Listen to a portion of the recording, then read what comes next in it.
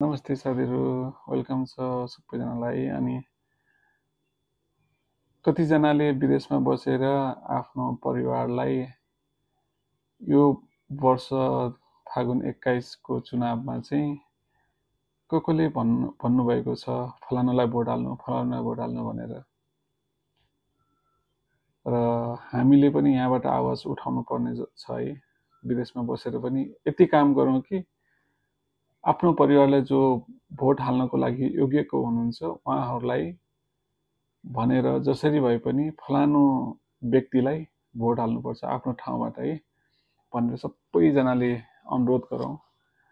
र यदि परिवारले मान्नु भने पनि कुराहरू हैन बुझौँ। र यो चोटिको एउटा भोटले पनि देश परिवर्तन हुन सक्छ। एउटा भोटले गर्दाखेरि यदि तपाईहरु एउटा भोटले गर्दाखेरि धेरै कुराहरू हुन सक्छ। त्यसले गर्दाखेरि भोट एकदमै इम्पोर्टेन्ट छ। जनताबाट भोटको आशा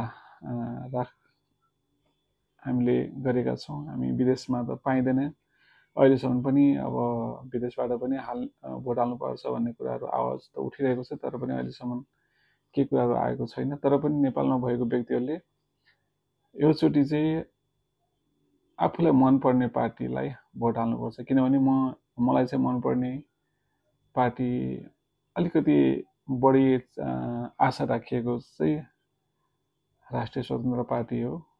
अनि मलाई एकदमै त्यहाँ भएका अलिक केही व्यक्तिहरू एकदमै मनपर्छ। अनि पार्टीको जुन फाउन्डेसन छ मलाई एकदमै राम्रो लाग्छ हैन। र सपोर्ट पनि म गर्छु, किनभने देशमा केही गर्छु भन्ने व्यक्तिहरू त पार्टीमा हुनुहुन्छ। त्यसले गर्दाखेरि म चाहिँ सपोर्ट गर्छु उहाँलाई। तपाईहरुले कसलाई सपोर्ट गर्नुहुन्छ? यदि परिवर्तन चाहनुहुन्छ भने एकचोटि राष्ट्रिय स्वतन्त्र पार्टीलाई भोट दिने कि सबैजनालाई मेरो अनुरोध छ कि आउने एक वर्ष यो चोटि बहुमत दिउँ ताकि केही हुन सकोस्। किनभने पुराना पार्टीहरूले त गर्नु गरे नि। अहिले हेर्नुस् न, फेरि कुर्सीकै लडाई छ त्यहाँनिर हैन। देशमा त्यो परिस्थिति के छ थाहा छैन, खालि कुर्सीको लडाई छ। कुर्सी बाहेक कुरा केही पनि छैन।